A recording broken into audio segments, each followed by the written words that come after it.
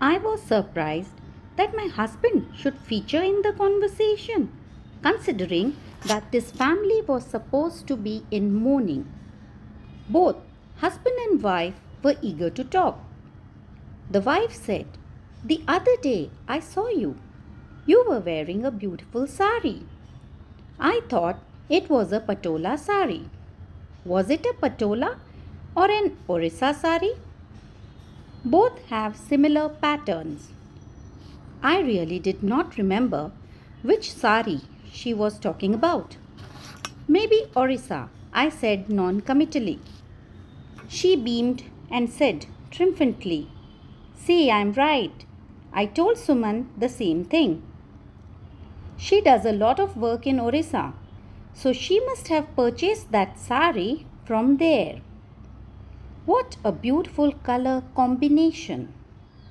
Now it was the turn of the husband. "Your company is doing very well. One of the few companies that is independent of the dot-com wave. I suggested to a few of my friends that they should study the trend of IT companies in the last 6 months. This was not related to me. Maybe my husband could comment on the trend, but he was not present. Now the wife took over. "What is the admission procedure at your college? Is it possible to get admission with only an 85% score in the 10th standard?" "Not in SSLC, but in ICSE," the husband clarified hastily, referring to different boards of school education. "I do not know. I am not on the admission committee," I replied. And so it went on. There seemed to be no end to the conversation. After some time, I found myself wondering who had died. As far as I remembered, it was the man's mother who had passed away. The old lady had been a friend of my mother, but I did not know how to raise the topic. Suppose it had been the wife's mother who had died? I had to be careful.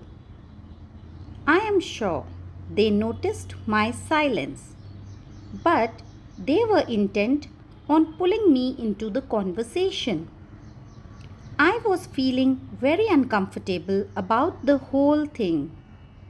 By the time I had realized that it was unlikely that I was going to get an opportunity to offer my condolences.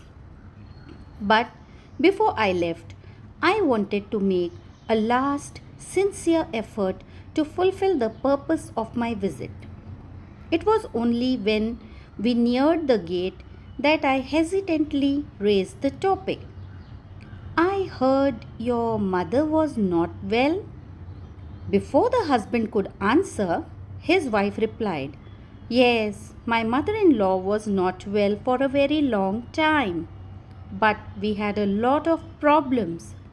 She was too old-fashioned and would not adjust.